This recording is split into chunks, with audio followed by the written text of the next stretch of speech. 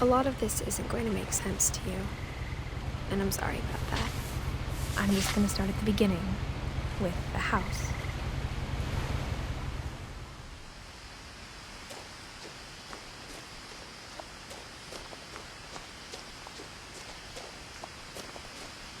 I lived here until I was 11, but I wasn't allowed inside half the rooms.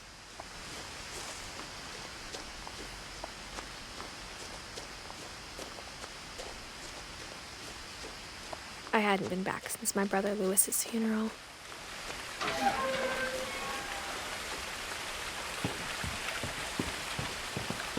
In her will, my mother left me a key but didn't tell me what it unlocked. Maybe she thought I'd know. Or she thought the mystery would be enough to bring me back.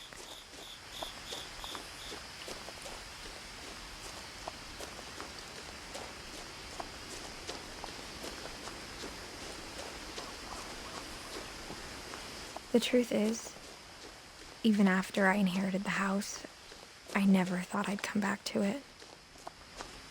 But now I had questions about my family that only the house knew the answers to. The woods around the house have always been uncomfortably silent, as if they're about to say something but never do.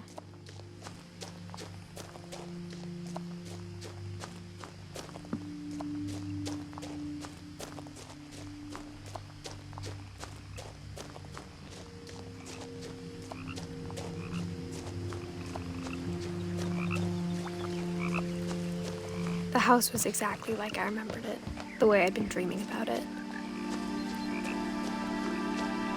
As a child, the house made me uncomfortable in a way I couldn't put into words. Now, as a 17-year-old, I knew exactly what those words were. I was afraid of the house.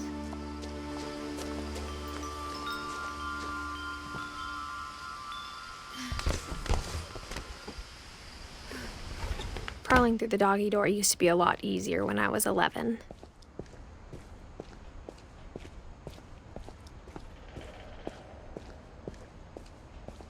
For the first time in years, I felt like I was home. Nothing in the house looked abnormal. There was just too much of it, like a smile with too many teeth. After Milton disappeared, Mom sealed up all the bedrooms. Then Edie retaliated and drilled peepholes. I spent a lot of time playing in Great Uncle Walter's room. Lewis told me there were secret passages, but I never believed him.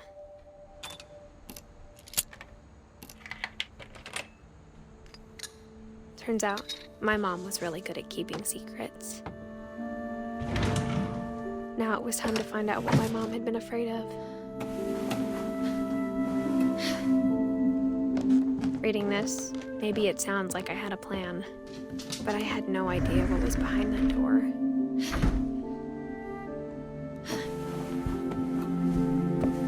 Just like I had no idea where all this was gonna lead.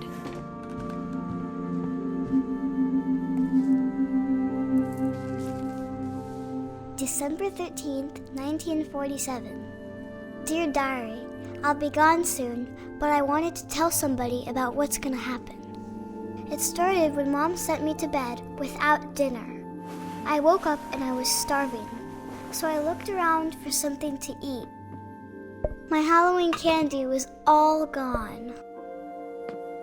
The gerbil food was dry, but I didn't mind it.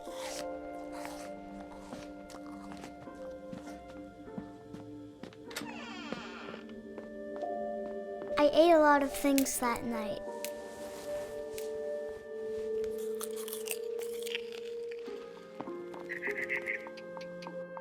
I kept eating and eating.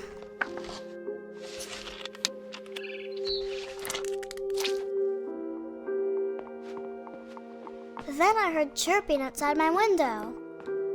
It was a barn swallow going back to her nest. I reached out for her.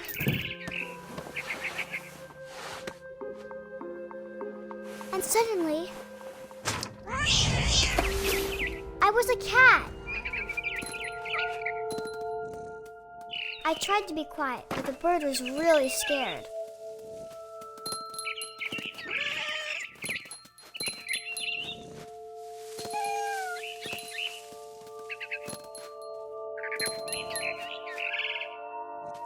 I jumped and I almost got her.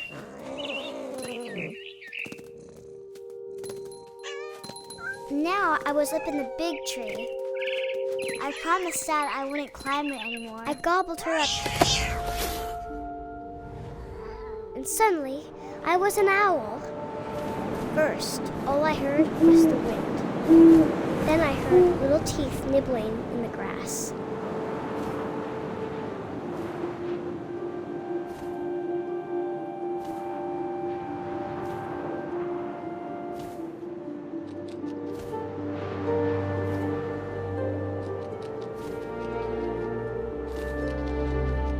Rabbits.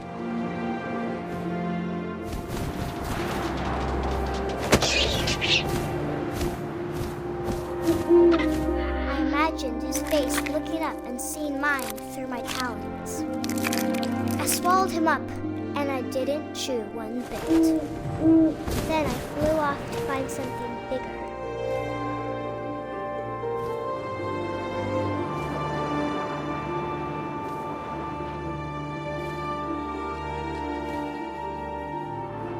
A mama rabbit.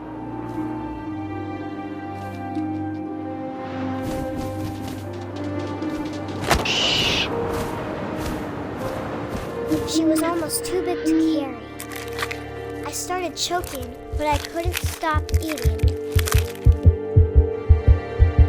And suddenly, I was a shark.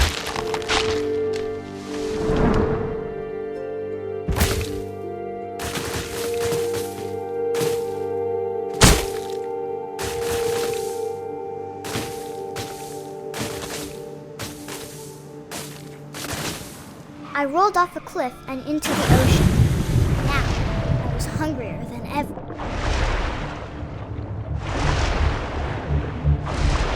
I wanted fat, juicy seals.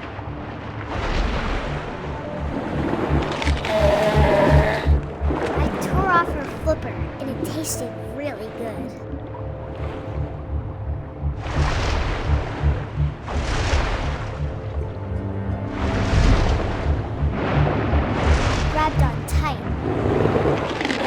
So hungry, I jumped out of the water. When I opened my eyes, everything had changed.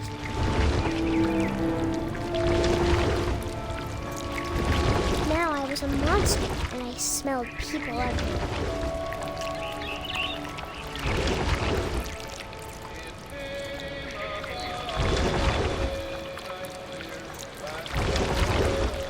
I was big and moved real quiet.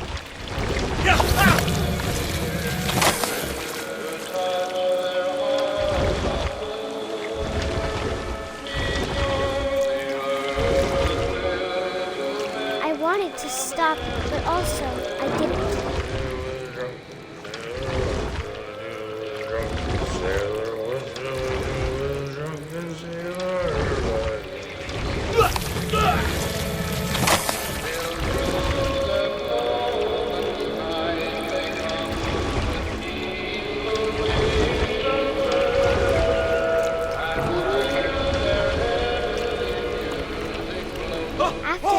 Passenger, I was still hungry. And across the water, I smelled something new. Something I had to have, so I swam towards it.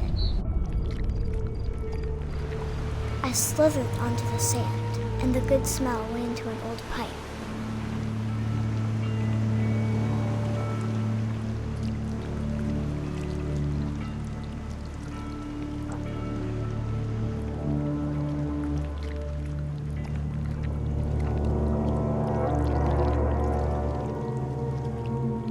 I got closer and closer.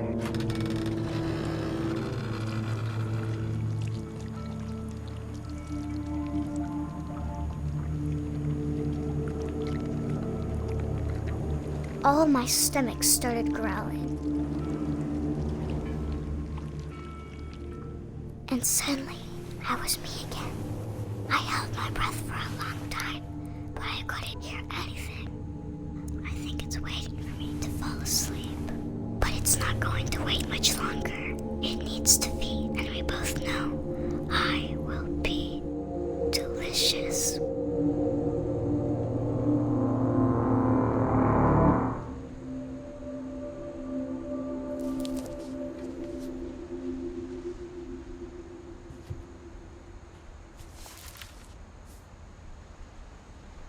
I'm not sure if I believed all of that, but I'm sure Edie would have.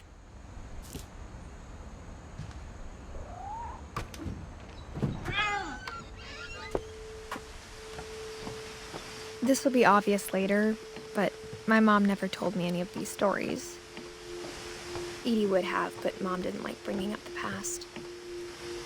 Though, when we adopted a stray kitten, she was the one who named it Molly. I spent a lot of time in Great-Grandma Edie's room. Her room was like a museum. For 500 years, the Odin Finch buries the on January 7th, but 40-foot waves. Odin's daughter Edie. Odin Finch is the first. His daughter Edie is already dreaming of a new Finch house.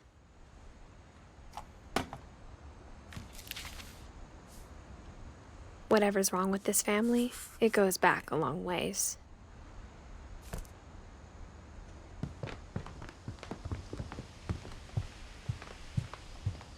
Even in her 90s, sometimes Edie seemed a lot younger than my mother.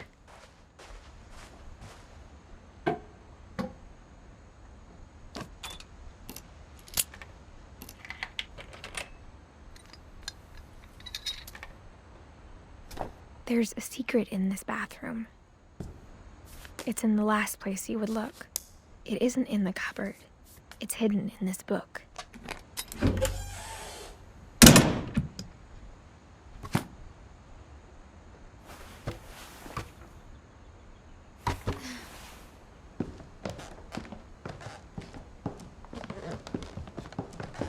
From the paintings on the wall, it was clear my brother Milton had been here before me.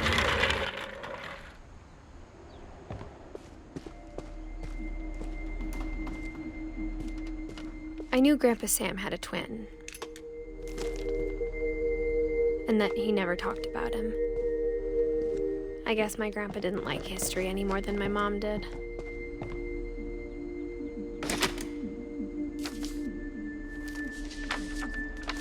How I Want to Remember My Brother by Sam Finch.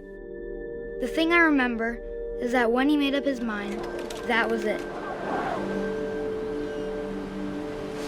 My brother said he'd die before he ate another mushroom, and he did. At Barbara's funeral, we swore we'd never be afraid again, and he wasn't. I think Calvin always wanted to fly.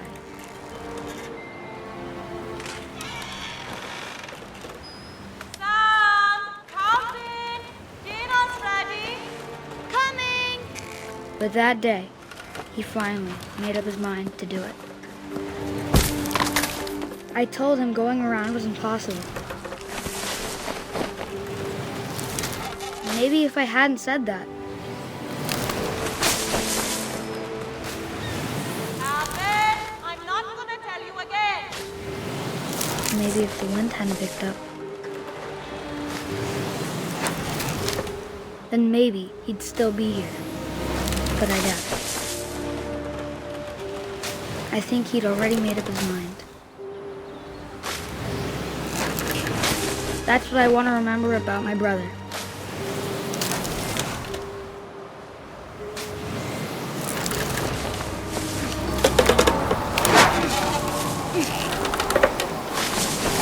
That's the day he made up his mind to fly. And he did.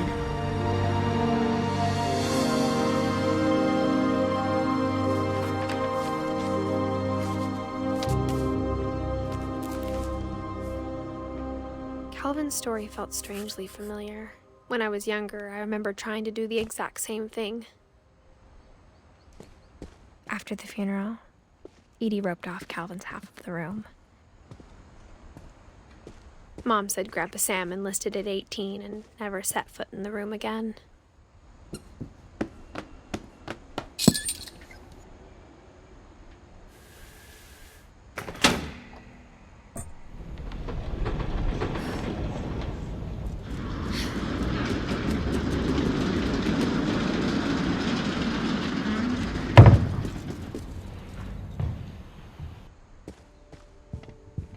The passages were a pretty tight fit. They'd obviously been built for smaller hands and bellies.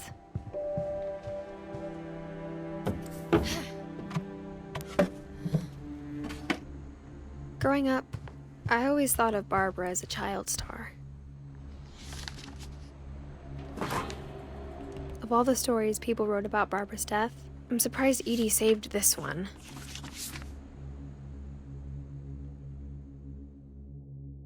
Old Jack here with another ghastly tale inspired by America's most unfortunate family.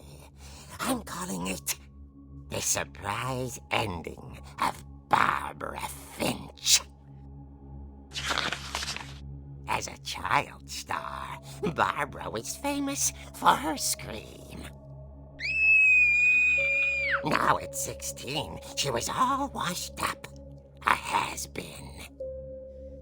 But in a lucky break, she'd been asked to perform her signature scream at a local convention for monster movie fans. It was just the boost her career needed. Unfortunately, her scream hadn't aged well. Getting better. I think you just need the right motivation. Her biggest fan and current boyfriend, Rick, was about to demonstrate when... Now that was a great scream. It was Barbara's father, Sven. He'd slipped into a table saw and had to be rushed to the emergency room. So Barbara got stuck babysitting her youngest brother, Walter. Her convention comeback was cancelled. Okay, I'm hearing frustration, but I'm not hearing terror. What if I tried... A gang of hoodlums in Halloween masks have been terrorizing Orcas Island tonight. Police are urging residents to... That came from the basement. You're right! Also, I loved your delivery on that. Why is your basement door locked? Because my dad likes making puzzles and secret passages. There's a key hidden in the music box. The secret is to keep winding and winding until finally the key pops out. Thanks, babe. I'll be back in a sec. 20 minutes later, Rick hadn't returned. So Barbara went to look for him, right on cue. She reached for the music box. And as she wound the key, she listened for Rick, but the house was silent.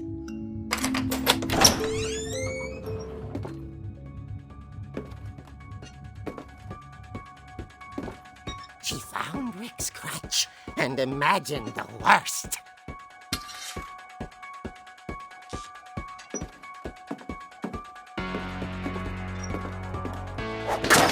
The gang's leader is the infamous Hookman killer, Dr. Carl Hamill, who impaled and then ate his family 10 years ago tonight. Finch rattled and grew still. Oh dear! Oh! Rick? Barb, relax. I was just trying to scare you to help you find your scream. Well, I'm not scared, Rick. I'm furious. Then act furious.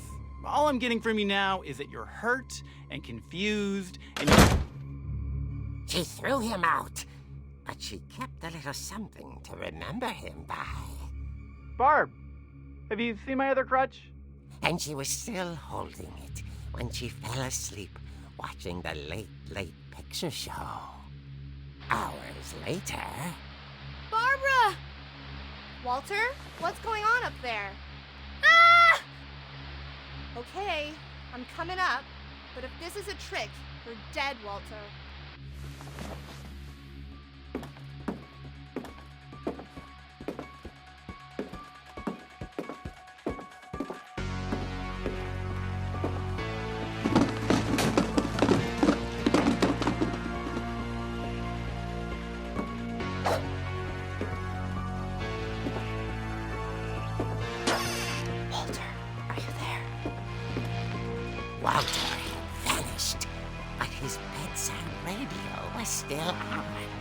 Orcas Island police describe the man as 6 feet tall, with a steel hook for a hand. Residents are urged to lock all doors and windows and notify the police of any suspicious activity. Barbara turned, saw the hook man, and was speechless. He was quite smashing. And he was. He couldn't get enough of Barbara. Okay. Not. She played her part beautifully.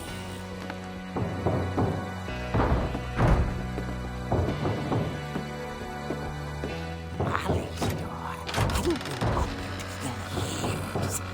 The hinges groaned.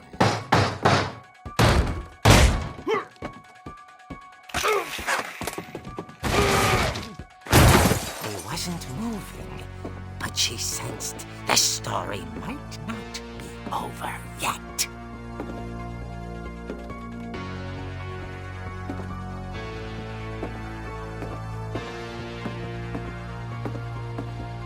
The hookman had vanished.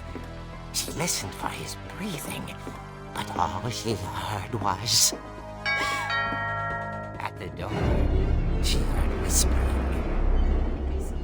It was coming from inside the house.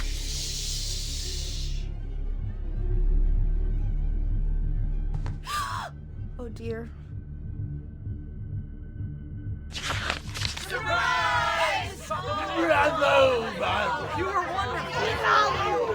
monsters had come to surprise her. For Barbara, it was a dream come true.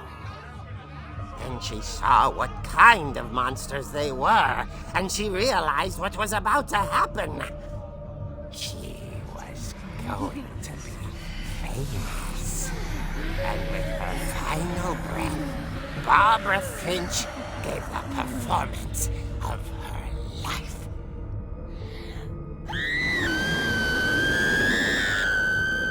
I wasn't there myself, but I hear Barbara was magnificent.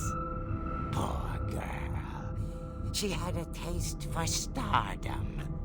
But unfortunately, so did her fans. Of course, the police blamed it all on poor Rick, who disappeared the same night. And little Walter? Hiding under his bed the whole time. He took it all pretty hard, but that's another story. As for Barbara, tucked inside the music box was all they ever found of her. Her ear. Now that's what I call a real eerie tale.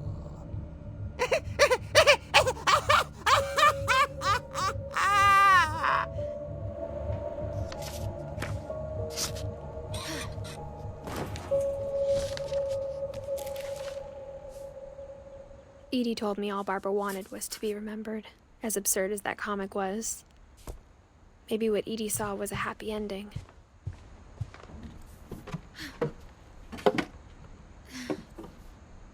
I guess now I know why Mom didn't like me playing with the music box.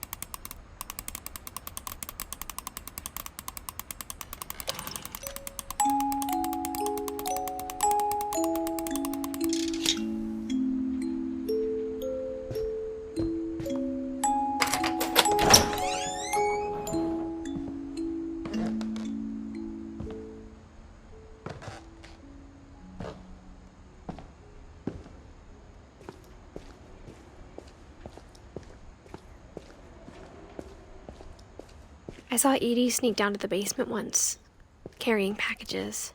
I thought maybe she was hiding presents. It turned out she was hiding a lot more than that.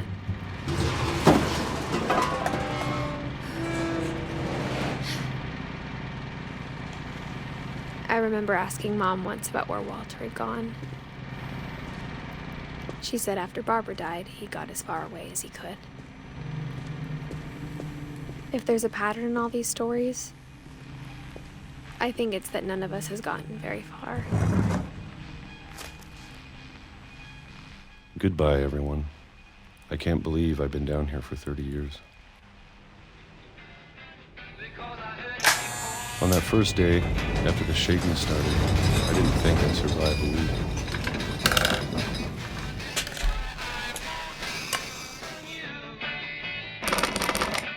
But after a few days, I settled into a routine.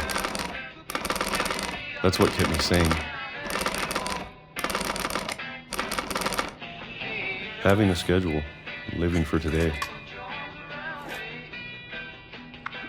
I always expected to be dead tomorrow. But if you wait long enough, you get used to anything.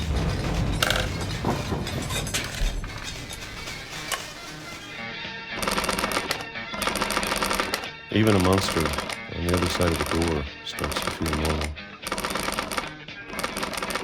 Almost friendly.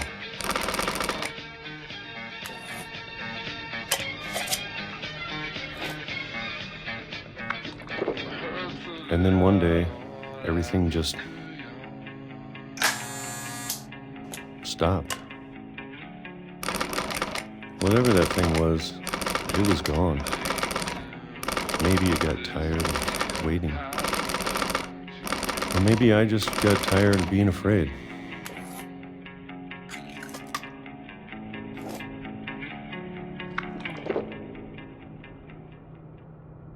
It's been a week now.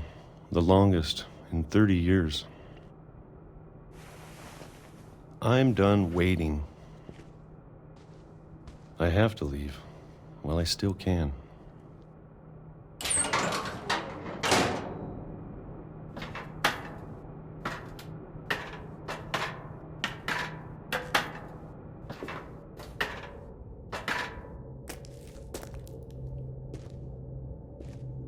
I know it's out there, somewhere. Whatever killed Barbara and Molly and Calvin. Maybe this is all a mistake. But I need to stop living the same day, even if it kills me.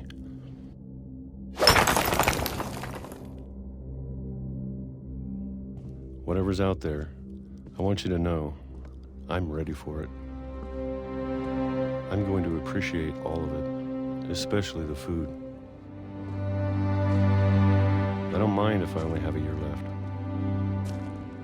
or a month, or a single week.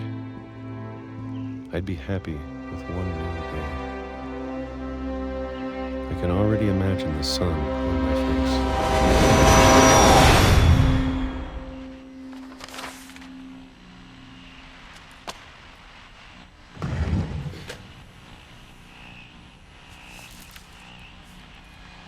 Walter died when I was 6. I can't believe my mom never told me he was down here. I'm sure my mom was trying to protect me.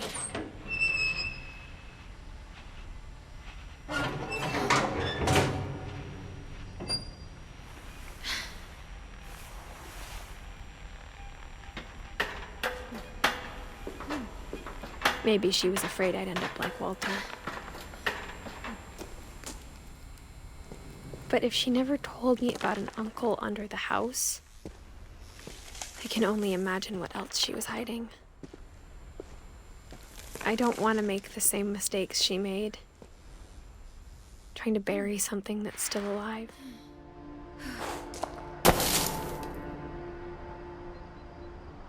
Now that there's only one of us left, or maybe 2, I thought it was time I heard the stories for myself and found out what happened to everyone else. But now I'm worried the stories themselves might be the problem. Maybe we believed so much in a family curse, we made it real.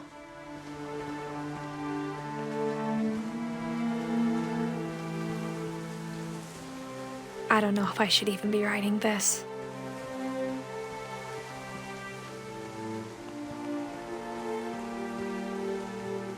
Maybe it'd be better if all this just died with me.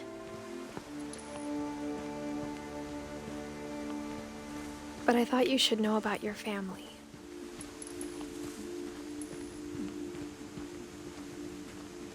And the history you're a part of.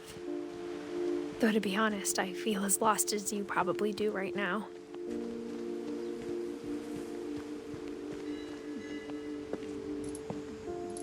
I think the people in these stories believed them, for what that's worth.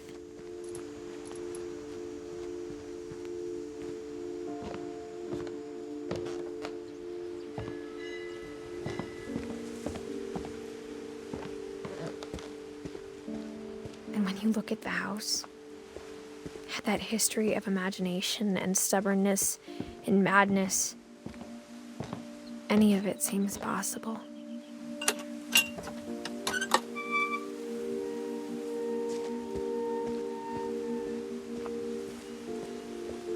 I think we've been surrounded by death for so long, we've just gotten used to it. What kind of family finishes building a cemetery before starting the house?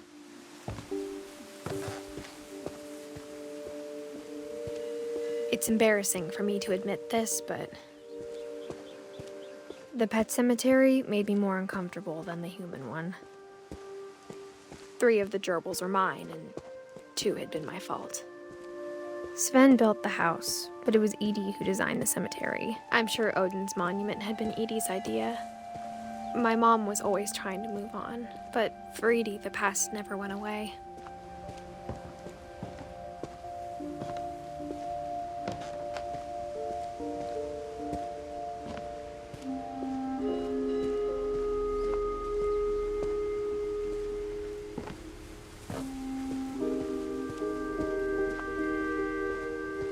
There's so many things I wish I could ask my mom now. Part of me thinks this is what she wanted all along. For me to come back someday and find everything out for myself.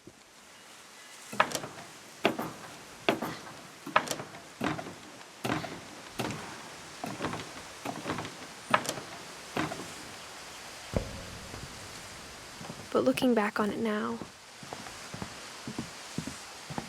if she told me there was going to be so much climbing, I never would have come when I was 22 weeks pregnant.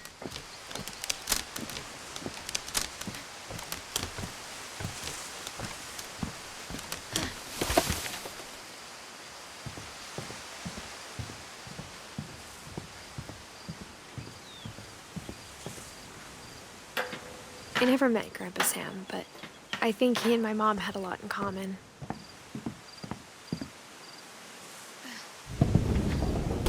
They were both pretty intense.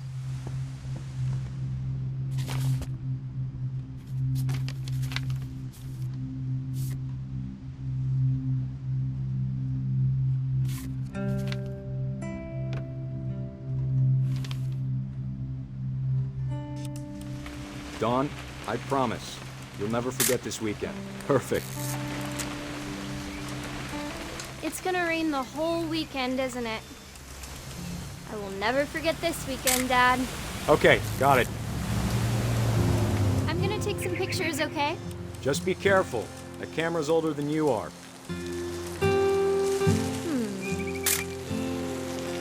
Definitely should not have drunk all that. Hey! That's a keeper. I'm just saying, I'm not always gonna be here, Dawn. You'll need to remember this stuff, if you want to survive. I'll be fine, Dad. You know who else thought he was gonna be fine?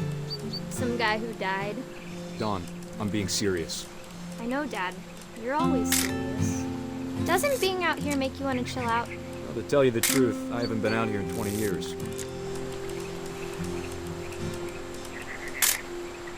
Dawn, don't you think you could find something more interesting to photograph? Dad! eyes, Dawn. Before you take the shot, let me get a picture of you. Dad, I... Just breathe. Turn off your imagination. Focus on your target.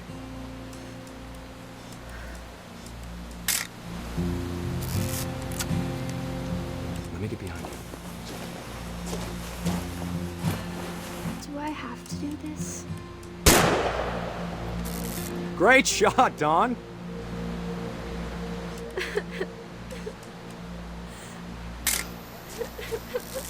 I'm proud of you, Dawn.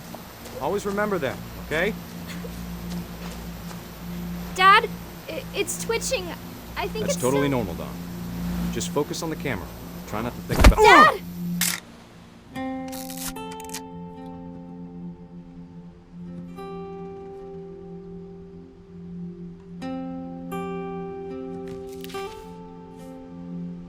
Of all these stories, that's the one I wish most that my mom had told me.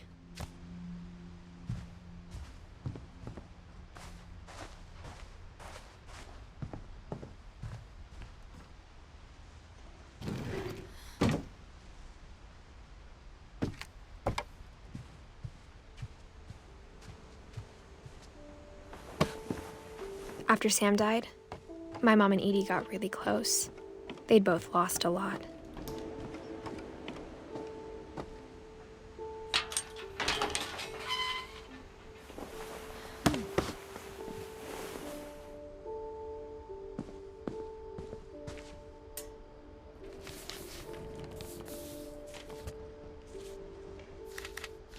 Dear Kay, do you remember the way Gregory used to laugh when he thought he was alone? Like something funny was happening, but only he could see it.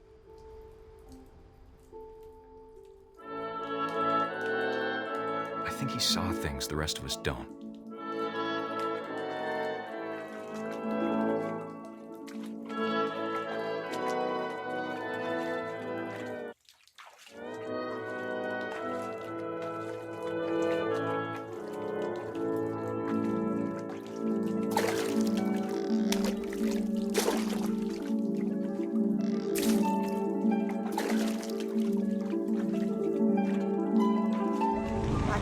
Gregory, it's time to... Hold on, sweetie. Hello?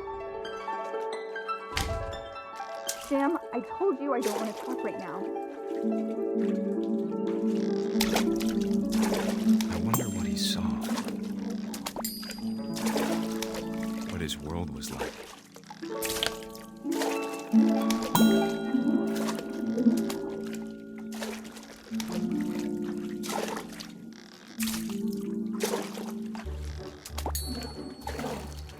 Reminded me so much of Calvin. Lost in his imagination.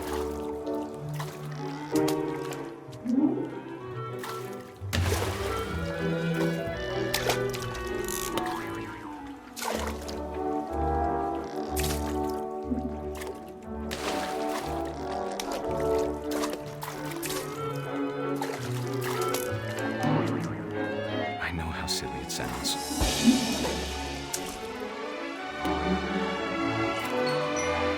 But I worried about a baby being too happy. But I could feel him slipping away. Sorry about that, Gregory. I know you did everything you could. Maybe if I hadn't called that night. I wish he could have told us about the world he saw.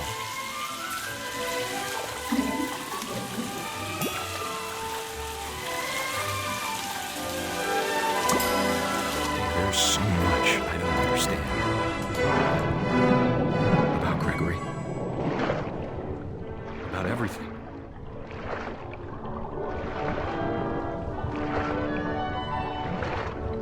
But I know what happened wasn't your fault.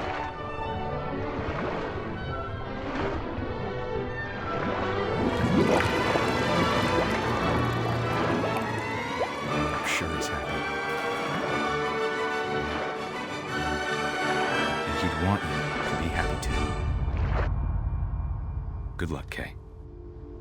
Love, Sam.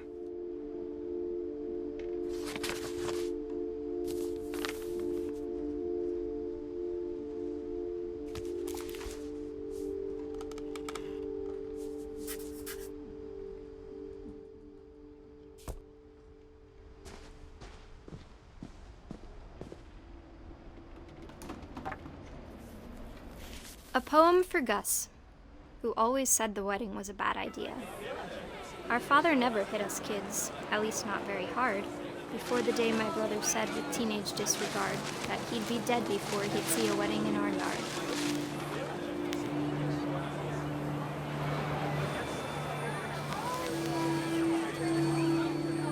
My father made him come, of course, but Gus stood far apart, just flew his kite and bottled up the storm inside his heart.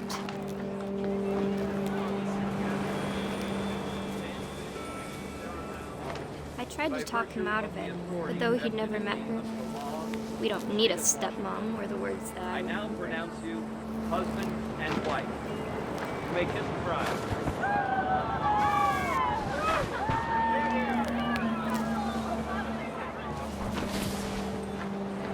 When the time for photos came, Dad ordered him to come here.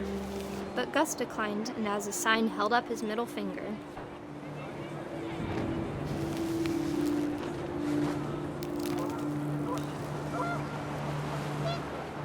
The wind picked up, and panicked geese appeared and quickly went. But all the humans did that day was go inside the tent.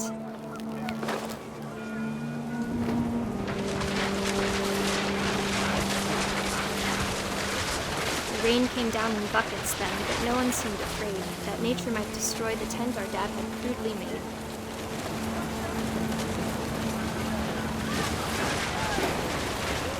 The thunder sounded much too close and full of angry power. But all my father said to this was, "Make the music louder."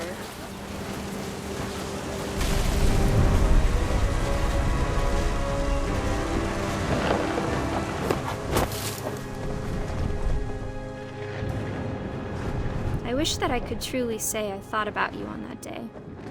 Out there on the beach alone, just you, the wind, the sea, and foam. But I didn't, until we found you. I can't imagine my mom ever writing poetry, and yet...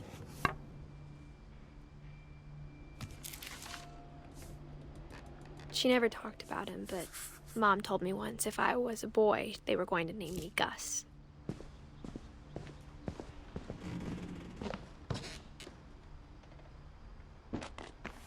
My mom moved up to the loft after her brothers died. At the time, it was as far away as she could get.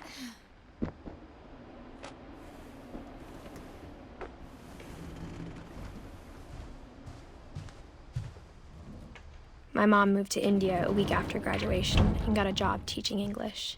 Louis was born a year later. When my dad died, I don't think Mom knew where else to go. I'm sure Edie was happy to have her back. The house had to get a little bigger, but Edie was used to that. And for a while, things were good. Almost normal, but it didn't last. The beginning of the end was Milton's 10th birthday, when Edie gave him a castle.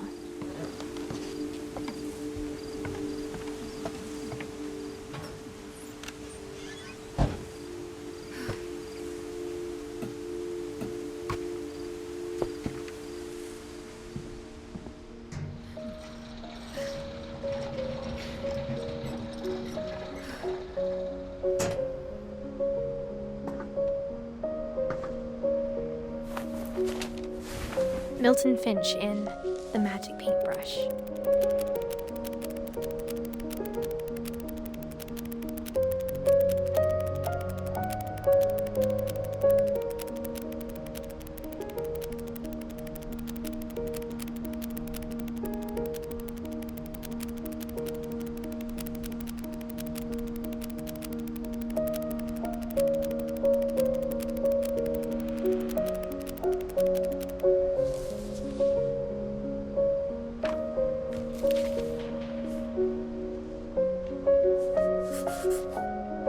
was 4 when Milton disappeared.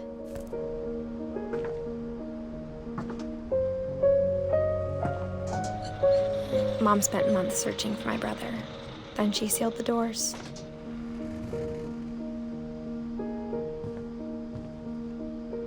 Whatever Milton had found in the house, Mom didn't want it getting out.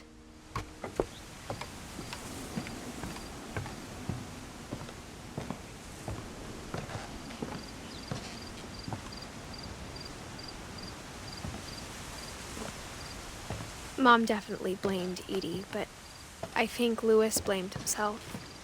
After he graduated, he just spent more and more time in his room, until Mom got him a job at the cannery.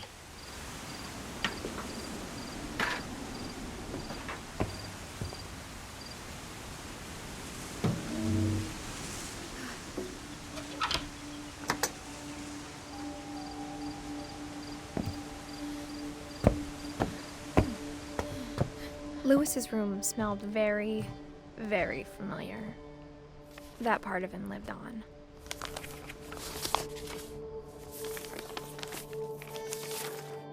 Dear Mrs. Finch, as Louis's psychiatrist, I can understand your desire for an explanation. As I see it, the trouble began in January, shortly after we convinced your son to seek treatment for substance abuse. Newly sober, I believe Louis first noticed the monotony of his daily life.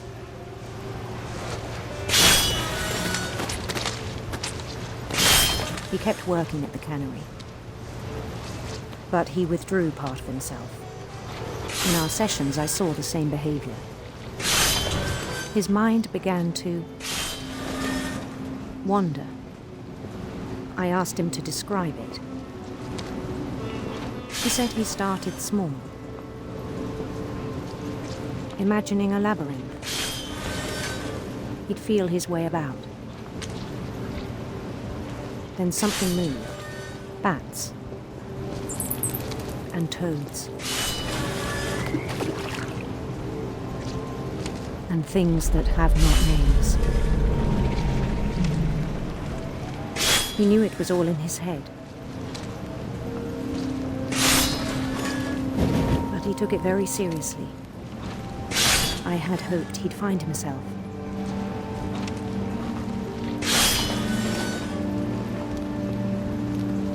But he found something more.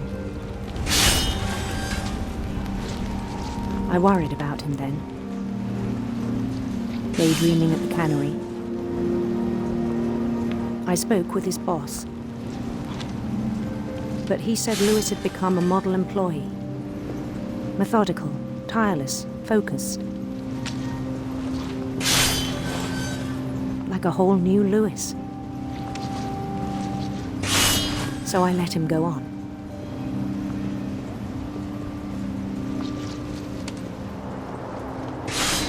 I even encouraged him. It seemed very promising at first. He told me he'd made a new friend.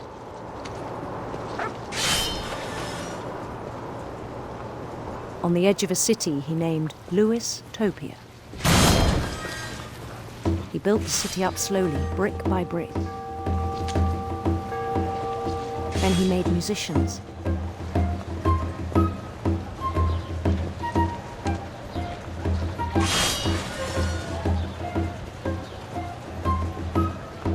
And songs for them to play.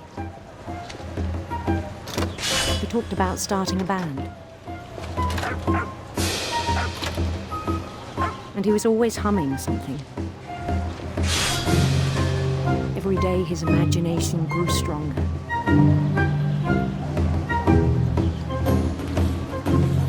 He no longer spoke at the cannery, but his chopping was as reliable as ever. Then one day it struck him that all the cheering crowds, even the stones under his feet, were all in his imagination. So he could do whatever he wished.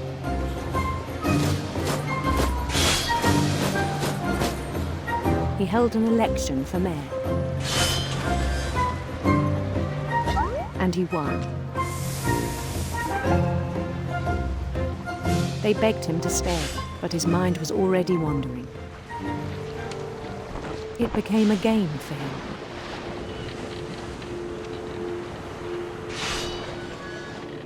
He'd conquer a city, then immediately push on.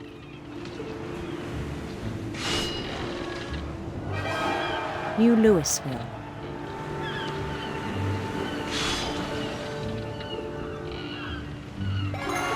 St. Louis. He started drifting away from our reality.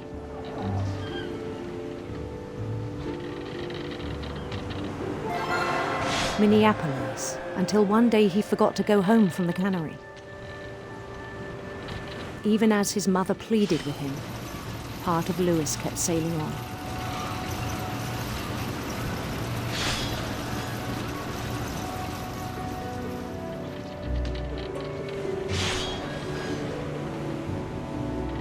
In Louisburg, he heard rumors of a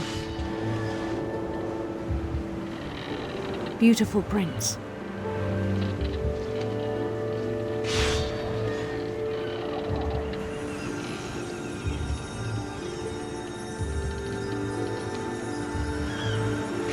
The prince was on his own quest for sinister serpents.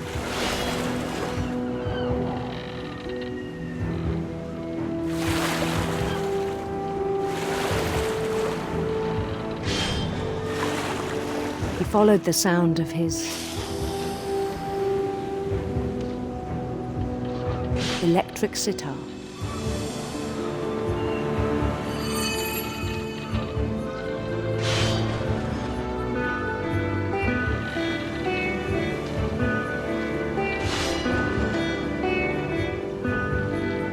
His chase led him to a golden palace east of the sun and west of the moon. Even then, his logic remained sound. He knew the world was all in his imagination.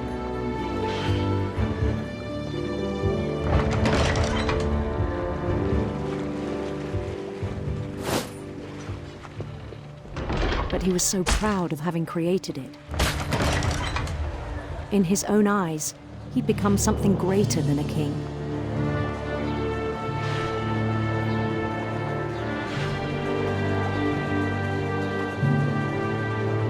For someone who'd never known success in the real world, I think it was overwhelming. And then it struck him that the real Louis was not the one chopping salmon, but the one climbing the steps of a golden palace.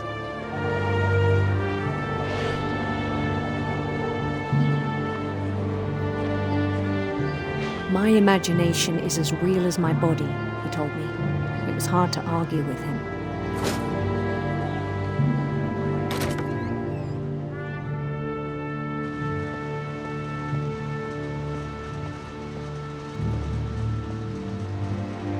He began to forget the world we know.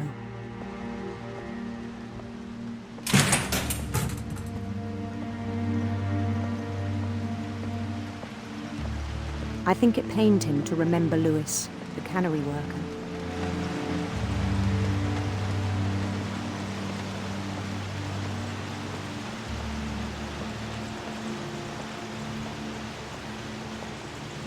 He began to despise the man with a royal contempt.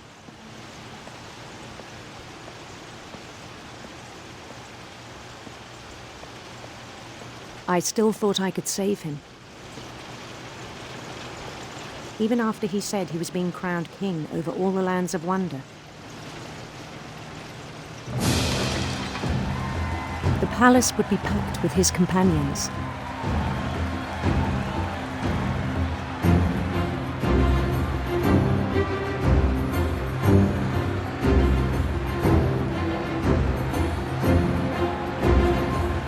Including the wise Calico who'd insisted on inviting him.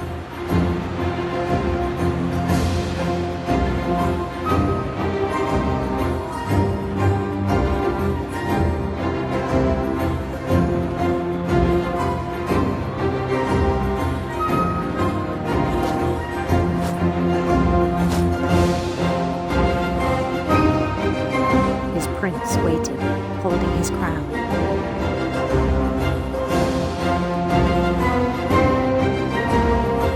There was only one thing left to do.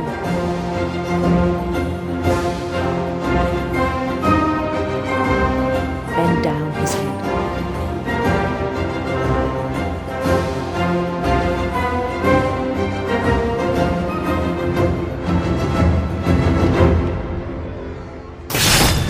And the rest I think you know.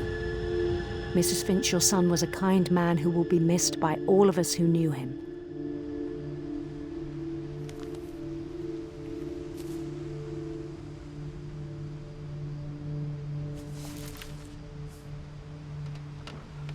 My brother was really cool. I wish you could have met him.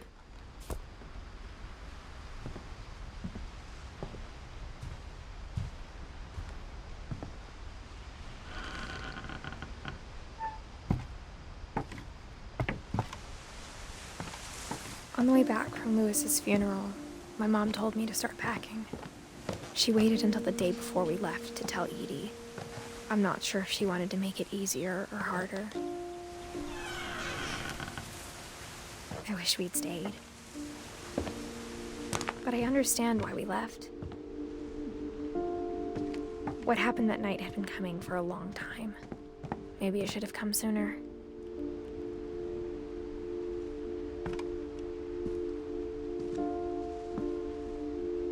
But it had to end one way or another. All that's left now is to tell you about that last night.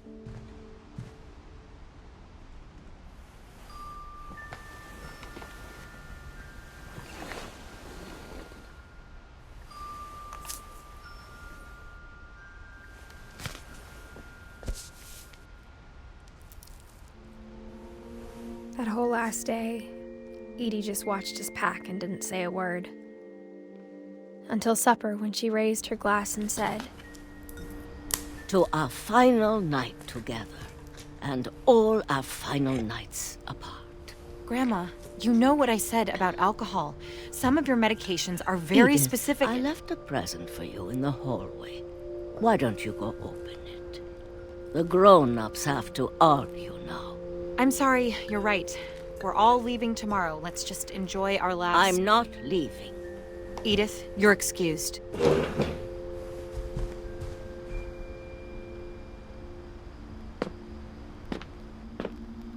The power had been shut off that morning, but Edie always had plenty of candles. When my mom sealed the library, I don't think she knew about the other entrance, or that Edie had a key to it.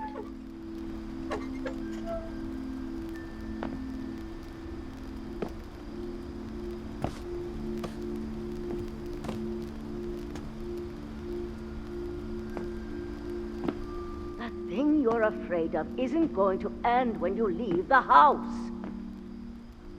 Edith has a right to know these stories. My children are dead because of your stories. I think it's best if Edith and I leave tonight. We'll have the nursing home send a van for you in the morning. Okay? Dear Edith, there's so many stories I wish I could tell you, but there's only time for one. This is about what happened on the night you were born.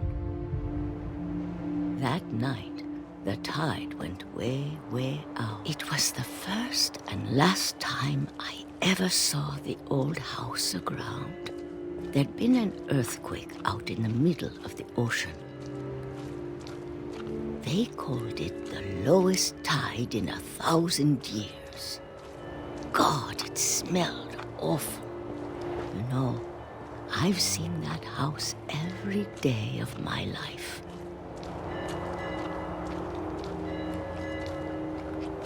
But I never thought I'd go back to it. When the fog rolled in, I lost my way.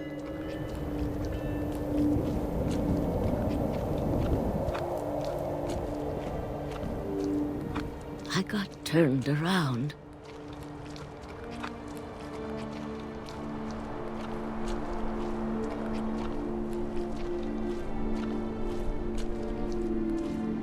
For a while, I wandered.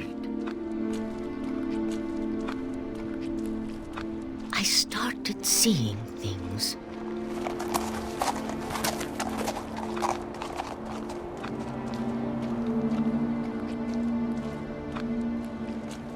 Things I'd forgotten had ever existed.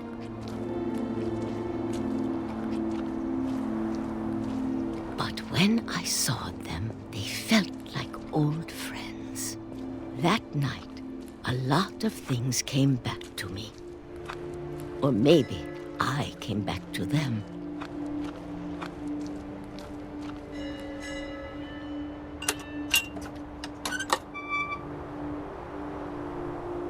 Things I can't explain, but that I need you to try and... Edith, what are you doing in here? It's mine. Edith! Mom, you're gonna rip it! Let go! I kicked and screamed, but Mom dragged me to the car. I never saw Great-Grandma Edie again. The next morning, the van came to pick her up, but she was already gone. After that, we moved around a lot.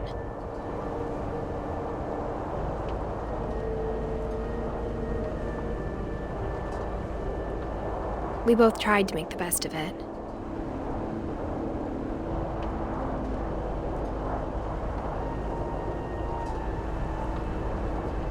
A few years went by.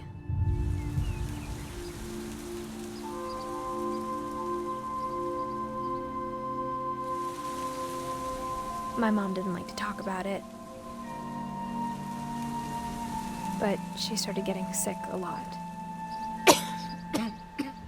The rest happened pretty quickly. She got better for a while,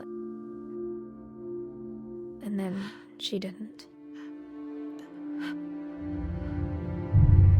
And then I was alone.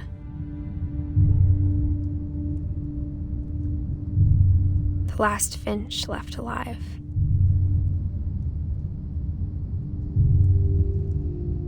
Until I found out about you.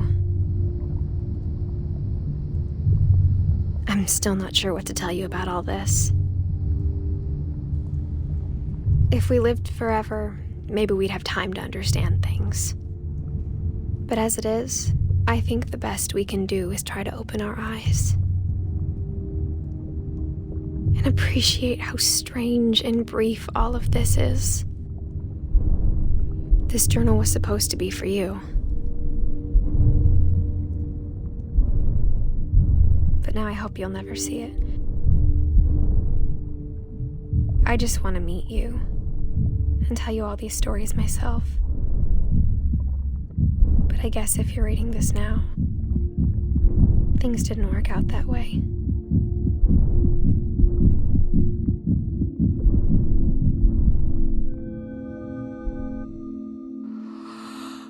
This is where your story begins. I'm sorry I won't be there to see it. It's a lot to ask, but I don't want you to be sad that I'm gone. I want you to be amazed that any of us ever had a chance to be here at all. Good luck.